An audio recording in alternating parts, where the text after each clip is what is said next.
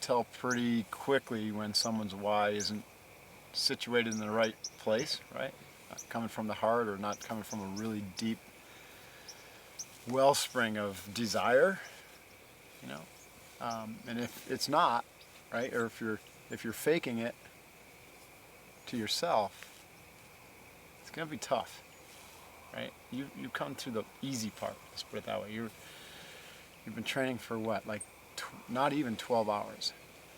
So you've almost completed the equivalent of a 20x challenge. And you're coming into your first night, right?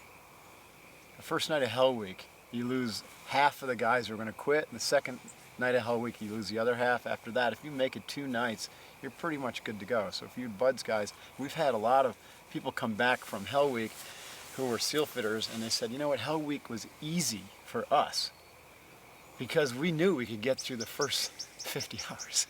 You know what I mean? And they didn't mean it was easy, because Hell Week is certainly not easy. But they knew inside their mind and their heart that they could get through the hard part. And then the rest was just going through the motions. So you got to kind of look at it that way. You got to get through tonight, and the rest will be easy. And very rarely does anyone quit on day 2, but it has happened, you know. I mean, every third class will have someone who makes it to Saturday and their bodies just can't hold up, like Dave's. You know what I mean? Dave. Crandall. Yeah, Crandall. Mm-hmm. He made it 24 hours. I mean, that's for a 62-year-old guy, right? But dude, he came back and completed the whole thing at the very next camp. 62 years old. Anyways, our perspective is that this program, though it is the hardest training in the civilian world, is easy compared to a lot of other circumstances that you could face in life, and compared to a lot of the challenges that our forefathers have experienced, right? Take a look at what, like the guys that battled the Bulge had to endure, or Valley Forge, right? Or the Spartans at Thermopylae, right? 300 guys fighting for their life over a period of weeks, you know, with just onslaught after onslaught of highly trained warriors trying to kill them. Or Shackleton. You ever heard of Ernest Shackleton?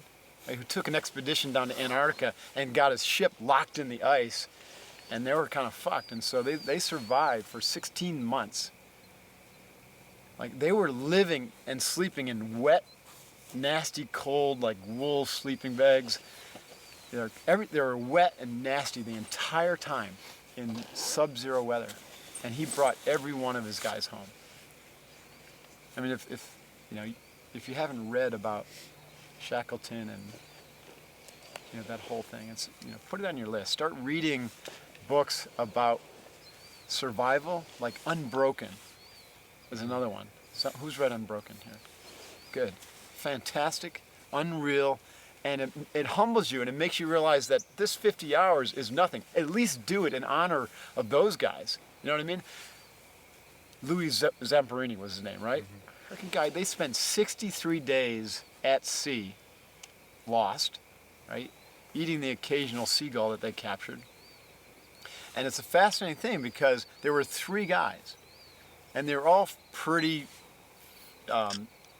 physically fit, right? Because they went down in an airplane, B-17 or B-24. They were fit young guys. And Zamperini and his friend, they were all friends, but his closer friend, they were active, like, mentally, and so they played mind games. They visualized elaborate meals that they would cook and eat. They would tell jokes. They would keep each other active, and they, all 3 of them. But the third guy just wasn't having it because he was feeding the fear wolf. He didn't understand how important it was to maintain a positive mindset and to have belief that they could survive. The other 2 guys did. They had belief and they talked themselves positively. And the third guy died. Literally, he killed himself with his mindset. Isn't that interesting? So they survive. Oh, then, by the way, they get strafed by a Japanese Zero, so they jump out of their raft and they get attacked by sharks. And so they're underneath the raft. They got freaking they're getting machine gunned from the zero, they're under the raft, and they're getting attacked by sharks, and they have to have the poise and the mental fortitude to wait until the shark gets right up to their face, and they're punching the sharks in the nose. Okay, so the sharks go away, the zero goes away. Guess what? They get captured the next morning by the Japanese and spend 3 years, brutally tortured in a POW camp. They end up surviving? And they survived, yeah. Well, they survived because at that time we were carpet bombing Tokyo and the place was falling apart, and literally the guards just walked away because society had broken down and they lost. But they were on, if it had gone, a few more months, it was touch and go because they were talking about killing all the Americans. Anyways, those are stories that you need to read, because especially you guys who want to be SEALs and, guys who just want to be tough or toughen up have to understand how soft our society really has gotten. And it's not anyone's fault. It's just kind of like we've been cooked like a frog until nobody even knows what hard is anymore. What I love about a lot of you guys are CrossFitters, I love about what Glassman's contribution to the world is hey, we learned what hard exercise was. And so one of our missions here at SEALFIT is to reintroduce the joy of hard work, right? Kokoro Camp and SEALFIT Academy is it's hard work, but guess what? You leave with this massive smile on your face because you're like, hey, this is fun. Hard work can be fun. Actually, it is fun. And the human spirit thrives on hard work, right? When you don't do hard, you feel less than, right? You feel almost like your spirit's atrophying. But when you do stuff that's really hard like this, you come out of it feeling amazing, like you've grown from it, because you've grown. So I encourage you guys to look at this as the start of the rest of your life, like a reboot. Because from here on out, you're gonna look forward to hard. You're gonna look forward to the next Go Ruck Heavy, and you're gonna schedule that stuff out, and you're gonna schedule your own monthly challenges and your own weekly challenges, and then in your professional lives, you're gonna start taking on larger and bigger challenges because you'll have the sense of possibility that anything's possible, and we call it the 20x factor, that you're capable of 20 times more. Right? I don't care if it's 10 or 30. It's kind of a metaphor, but it's the experience that people have, that they really are capable of 20 times more. And it's not just, 20 times more fitness. It's 20 times more in anything that you decide to put your mind to. Right? So ultimately what we're getting at here through this training is using this physical crucible to kind of burn off the lethargy that our society has kind of baked into you guys. You know what I mean? And it's not just you, it's me too. Right? I had to burn that off when I went to SEAL training. And Hell Week did it for me. So this is your Hell Week. And that lethargy is very subtle, right? And you see it all around you. People just don't do hard. They want the quick solution, they want the quick answer. Scientists are still trying to figure out the secret to weight loss. You know what I mean? Mm-hmm. Really? Right? How about exercise and eat really good food, right? And take hard challenges on. I mean, you don't need a freaking PhD to figure that out. And they're going to invent a pill, I'm sure, someday that'll allow you to lose weight. You don't have to work out, because that's hard. Conventional wisdom says 20 minutes 3 times a week. Well, I'm okay with that if your 20 minutes is like 4 friends in a row, or you know what I mean? But people don't like to work that hard. And obviously you guys do. So I honor you for being here. I really think you guys should be. The first step to mental toughness is committing to getting mentally tough, right? And identifying that gap, right? Because you've all said, and I read all your bios, and I heard the common theme was, there's something missing. I want to be the best I can be. I want to be mentally stronger. I don't feel like I'm there. I've got more to learn. That's awesome, because you just moved from unconscious incompetence to conscious incompetence in a very important area, which is your own personal development. And you're saying, I want to be the best I can be in this world. I want to be the best I can be so I can be a Navy SEAL, so I can be a better father, I can be a better professional, whatever it is. And I got to take responsibility for my own growth, right? Because who else is going to do it for you? Who else is going to develop you to your max potential? Everyone's too obsessed with their own lives, so nobody's going to, your parents did the best they could up until when you jumped out of the nest. And now, right, society doesn't have structures to develop you as a human being. College doesn't really do it. I mean, you went to Princeton, I went to Colgate, I probably got weaker, because from all the partying. And I'm just saying, what helped me there was the competitive sports. So competitive sports is about the only thing we have in our society that comes close to offering a developmental model where you get stronger through that, right? So what we're doing here is the crucible to basically prove to yourself that you're capable of 20 times more and to unlock new areas of, let's say, intelligence or wisdom or knowledge that you didn't used to have, because you got to get out of your head, right? You got to get into your heart at a team level and start asking for help, supporting each other, like literally caring for each other, because you're gonna have some miserable moments, and it's set up that way. It's not because we don't like you, it's because we love you, we want to train you. And so we want you to face that misery together, because if you try to do it alone, you're fucked. In fact, that's one of the main reasons why guys either get injured or quit, is they're trying to do this alone. They're trying to do buds alone. They never learn to really work well as a team, or to ask for help, or to realize that they don't got it all. And so that's why the biggest studs usually come into buds, and they're the first ones to get ejected. Because things came easy for them. All-star quarterback, boom, gone, day one. Right? You can't do it alone. So like the first rule of mental toughness here at Kokoro Camp is take your eyes off yourself, put them on your teammates. Have you heard that yet today? Hell yeah. Probably about 100 times. Take your eyes off yourself, put them on your teammates. What happens then, right, there's 9 of you here, you got 8 guys watching your back. 8 guys who care about you. 8 guys who are going to take care of your equipment. 8 guys who are going to help you on the log. 8 guys who are going to make sure that you get the job done. And you've got your eyes on 8 guys. That brings a lot of energy to the team.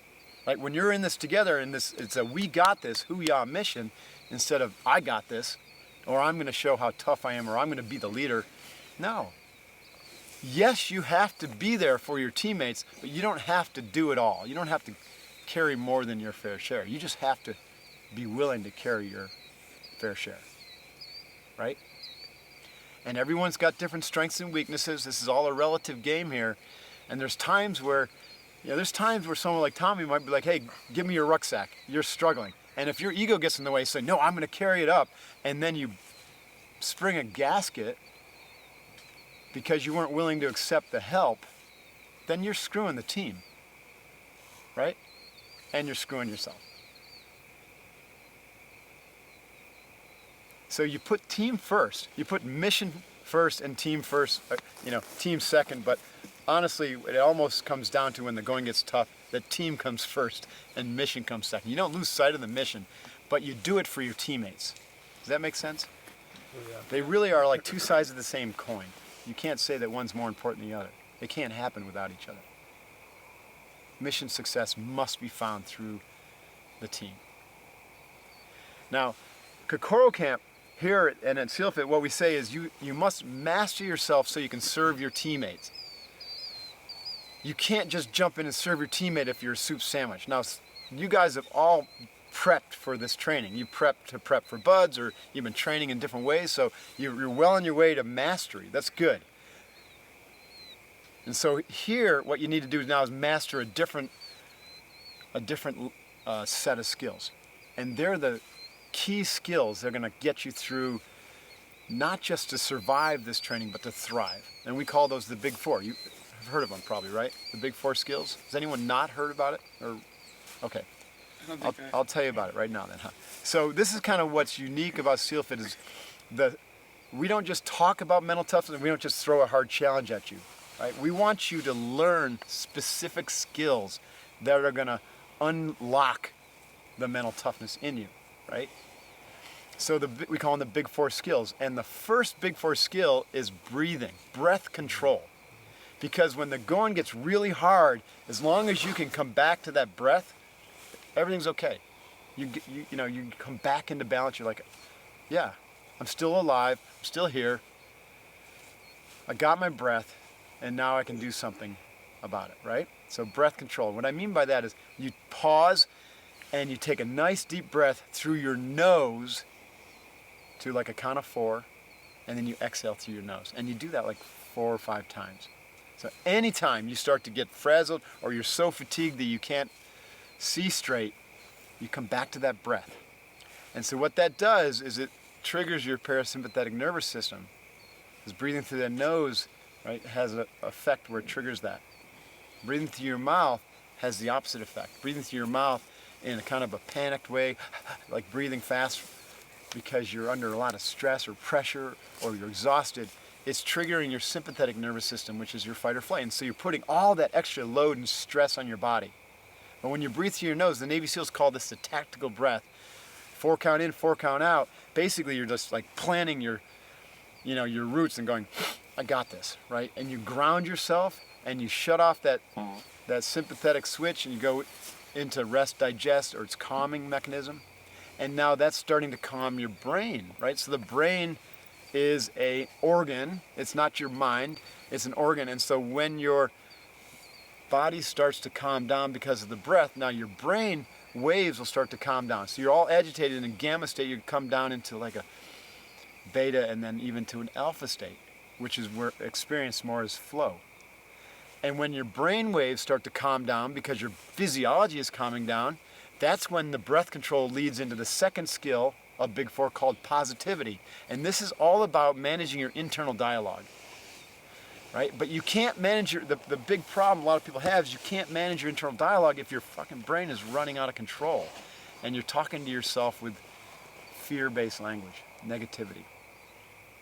And negativity destroys performance. Positivity, positive internal dialogue gives you energy. It gives you the courage to turn to your teammate and say, let's go, we got this, right? Negative language, internal dialogue like, ah, man, I can't do this. This sucks, I'm freezing, I can't go on, I'm exhausted. Why did I come here? Right? We call that feeding the fear wolf. That weakens you. Every one of those thoughts literally and just realistically weakens you. Right? Where your mind leads, your body follows. If you're talking to yourself that way, your body's getting weaker and weaker and weaker until it fails. Right? It's a self-fulfilling prophecy. We create our own reality with our internal dialogue and internal imagery. And then that shows up in our emotional and our feeling state. So if you're saying to yourself, I can't do this anymore, then your body is starting to get weaker and your emotional state starts to say, or to support that. And so you feel like you can't do it. And it's like I said, you spiral downhill very quickly. So you got to flip that and interdict that negative stuff and redirect it to feed the courage wolf. And it's simple. You don't need more than a few statements. You just say them over and over and over until they become part of your mental processing. I got this. Easy day. Hoo-yah. Right? Those are the words that work for me. And feeling good, looking good, ought to be in Hollywood. That was my mantra at Buds. And I just I committed to saying it over and over and over and over in my head. And it was like magic. I just got the more I would say it, the stronger I would get. It's mysterious how it works, guys, but you got to trust me on these skills. So the breath control is what gives you basically the grounding to even start to take control of the internal dialogue. That's how you can click in positivity. That's why you got to come back to the breath first. Trust me on that. You'll notice what I'm talking about. When you really start sucking wind, just start breathing deeply through your nose, and then you'd be like, you get a little space left. All of a sudden, you're like, I got a little space here. Right? Take a step, take a breath, it got some space, and then you watch the thoughts, and you're like, I'm telling myself the wrong words. Right? I'm having the wrong conversation. And that's when you can take charge and say, I got this. Screw this, I got this. Easy day. Hoo-yah. I'm feeling good, I'm looking good, right? That's positivity. Those are the two of the most important. The third skill that is going to be money for you this weekend is micro tasks. Right? You've got a break here. You're going to have dinner in a moment. Enjoy it. Breathe deeply. Recover. Right? And then the next evolution that comes probably will suck, won't it? So you don't have to worry about getting through the whole night. Just get through that evolution. And this, guess what happens? You get a little break, don't you? And then there's going to be another evolution. Chances are that's going to suck, right? Same thing. Just get through that evolution. But if you're sitting here, it's 7 o'clock right now or 6:30, and you're sitting here going, gosh, I've only been training 12 hours. This camp is 52. I've got fucking 40 hours left. That's fear, right? That's not a good target. You shouldn't be thinking about Sunday right now. You buzz candidates, you go into Hell Week on Sunday, and if you're thinking about Friday, like I wish it was Friday, I want it to be Friday, you're not going to make it. What you got to do is say, I'm going to get through this evolution. I'm going to do the best I can. I'm going to put out 100%. At the end of this evolution, especially when it pays to be a winner, I'm going to get a little break. Or maybe there's a meal coming up. So you just go from meal to meal. Micro goals, right? Every time you hit one of those micro goals, give yourself a little pat on the back. High five your teammates because you just attained victory. And what happens is the more of these victories, it's like feeding the courage wolf with tasks. You're like, I got it, I did it, right? That's a victory. Victories are positive. And the more of those you stack up, the more it becomes inevitable that you're going to make it. Does that make sense? But if you have this way long goal, I got to make it to Sunday, or I got to make it to Friday a whole week, and you have no victory benchmarks along the way, it's very easy to get tormented, right? And find that moment where you just say, I can't go on. So don't give your dark side the opportunity to appear. You just set these little tiny markers where you say, let me get there. Let me get to that marker and high five myself and, take a deep breath and activate my positivity. Courage wolf, I got this. We're doing this, right? And then you get to the next marker. And those things can be, ultimately, it might come down to where they're a step, just like climbing Everest. All I got to do is take another step. Inhale, exhale, I got this. Come on. Boom. Good job, right? Everest is climbed one footstep at a time. Really. I've never climbed it, but I've watched the movies. It looks rough. Good Coral Camp is rough, right? This is your Everest for right now. The fourth skill is visualization. Now, visualization is most beneficial before the event. And so you guys who have been planning on this, you should have been visualizing yourself just dominating this event. Now, you can't know exactly what's going to happen, but you don't have to. You got some videos. You want to do is see yourself having completed the event, see yourself as best you can, just crushing it. That's pretty cool. Coyotes. Anyway, so that type of visualization plants a powerful seed of certainty when you do it repeatedly, day in and day out as you head up toward an event. You should be visualizing buds. Having completed it, you should be visualizing the Go Ruck Heavy. Whatever your next challenge is, you visualize it relentlessly. And that visualization takes kind of form, right? And it begins to settle in and sink into you. And then what happens is, because it's energy, a thought is energy, the more you think it, the more energy it gets, right? And that energy begins to attract things. It begins to attract things that are going to support you. It's really interesting. When I wrote about this in one of my books, but when I visualized buds, when I decided to go to buds, it was about maybe 13 months from when I made the decision that I actually got to go to Officer Candidate School. And I sat down for 20 minutes every day on my little bench, and I did my box breathing, which I learned in my martial arts school. They didn't call it that. It's basically more like the tactical breath. And I visualized myself going through buds, and I visualized myself on the day I got my trident. Down to all the detail that I could figure out, right? Without really having much to go on back then. And this isn't a quick thing, but 9 months into this process, something happened, right? Something changed in me. And I just felt this incredible sense of certainty that this was a done deal. Like I had already won the challenge. Right? And 2 weeks later, the recruiter called me and said, "Mark, congratulations. You got the billet." Right? And then when I went to Buds, I felt like I had been there before. I call that winning in your mind. So you win the battle in your mind with visualization. But you can't visualize unless you're in control mentally, right? Because if your mind is running all over the place, you can't sit for long enough to hold the image. So these skills all work together.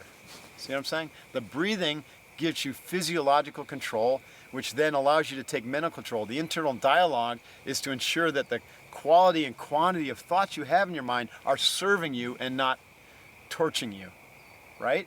You've got to take control of the thought processes and shit can any thought that's not serving you, that's not getting you toward victory. It's unreal how much crap is running around in our heads. 60,000 thoughts a day, 80% of which are the same thoughts you had the day before. That's kind of crazy, isn't it? So you take control of that and you think what you need to think, when you need to think it, and you do it in a powerful way. You create your future, the desired future that you have in your mind. That's where the battle's won. And then you go and execute. So those skills, it goes beyond just saying, okay, you got to be tough. Don't quit. Take care of your teammates. Okay. Easy day, right? Because now you can say, if I take care of my internal dialogue, I have to remove that word quit from my language, right? Doesn't it make sense?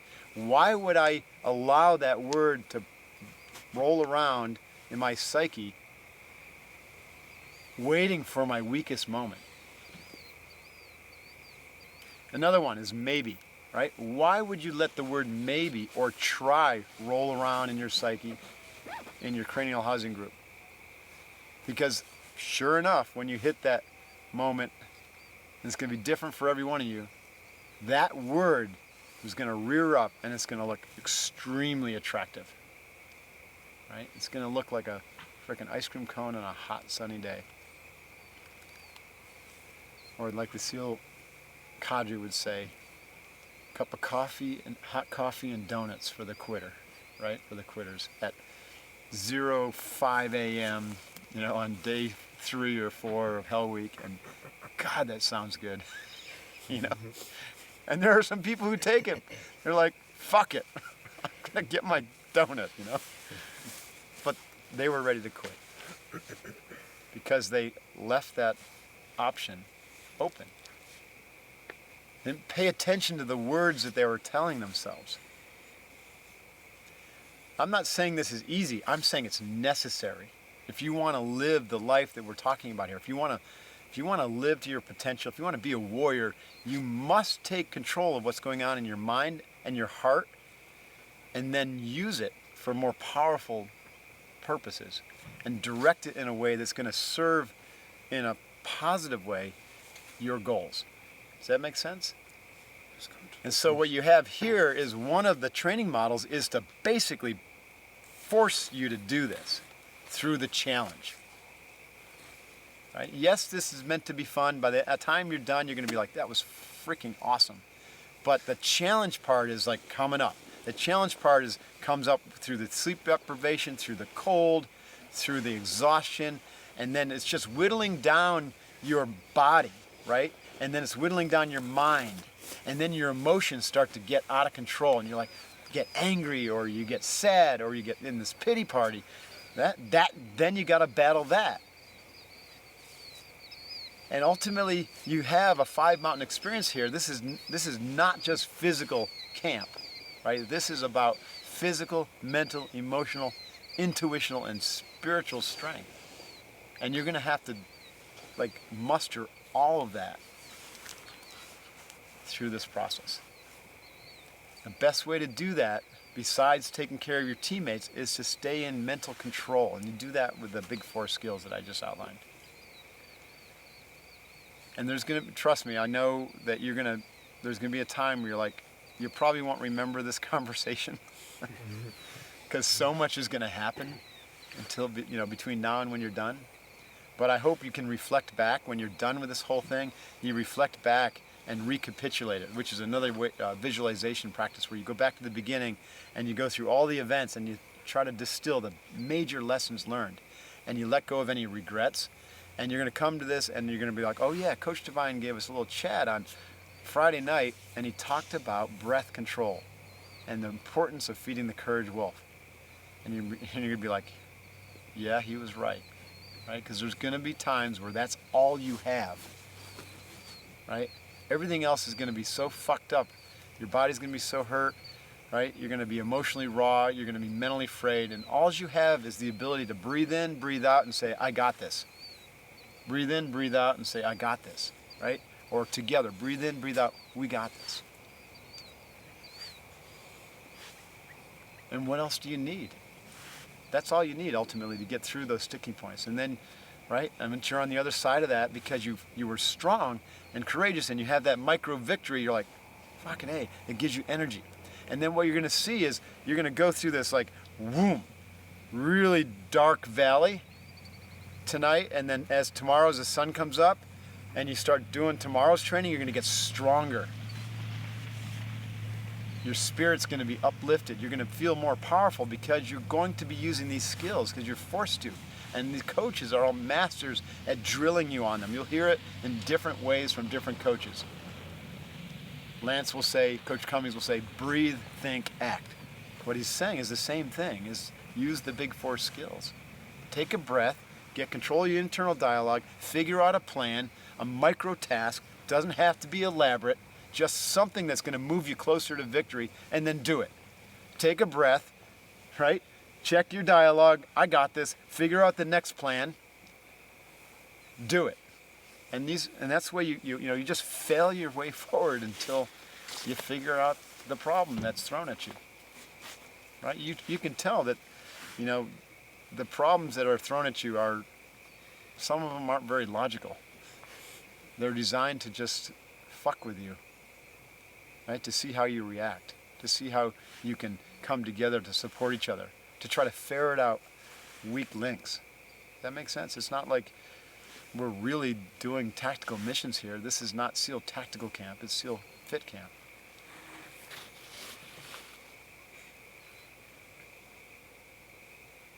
And you always remember that it could be worse, right? You could be trapped in the ice for 16 months sleeping in a wet, frickin' nasty sleeping bag every night in 20-degree weather, right? Or you could be lost at sea for 63 days. I mean, literally, you could go anywhere in this world and find people who would love to take your position right now. There's people sitting in a gulag in Russia who have no idea why the fuck they're there. You think they'd rather trade places with you? Yes, absolutely. So always remember when you get in your pity party that this is actually pretty damn good. We've got it pretty good. You chose to be here. You did it for the right reasons. You know your why. You always come back to that why. You got it. And it could always be worse. So enjoy it. You know what I mean? Put a smile on your face, start cracking jokes. I remember Hell Week as being one of the funniest, most rewarding periods of my life. It was hilarious. I mean, just watching the antics of the instructors and listening to their jokes and watching the crazy things that the students were doing, they were just flailing, right?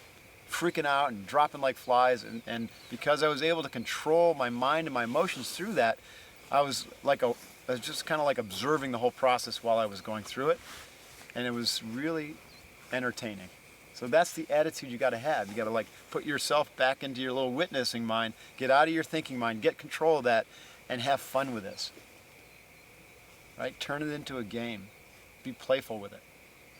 Because humor is another incredible way to really get through hard things. Right? It's another secret for mentally tough human beings is to find humor, to find meaning and humor in the moment. And by the way, humor is the best way to get your teammate out of a funk, and so you're serving your team with humor.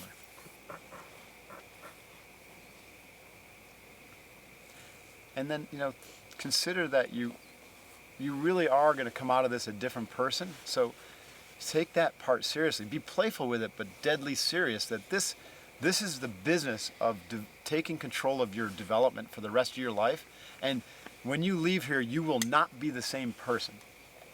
That's serious business. You will not be. So you got to treat that with kind of a sacred, sacredness. Like you're like, wow, and watch for the moments where you feel the change. You're going to have a moment where you're like, poof. Everyone who's been through Kokoro camp has had a moment where like, holy shit, I just had a major epiphany or awakening or something happened. And a lot of times it's not really clear right away, but it happens a day or two after or a week, and you're like, life's different. There's life before Kokoro and life after. So you got to take that with a kind of seriousness and look for those moments so you can, accelerate with it. You don't leave here taking this for granted. You know what I mean? Taking your teammates for granted. Just honor that this is a process. We know what we're doing. You doing the work, but we're doing our work too, right? And we're here to support you, and we're here to figure out how to break you open and to lift you up to a different level of thinking and acting. So that then you can go on and accomplish those worthy goals, but also so you can be a better person. Does that make sense? That's why we do what we do, and we love doing this stuff. Because we can see the results unfold before our very eyes. Even if you don't see it in yourself, we can. So don't let yourself down by quitting before sunlight. Don't fucking do that. Take that word right out of your language. Take the words try, maybe, and quit. Commit right now to eradicating that from your dictionary, your internal dictionary, and begin to talk to yourself in that, fear or courage wolf, positive dialogue,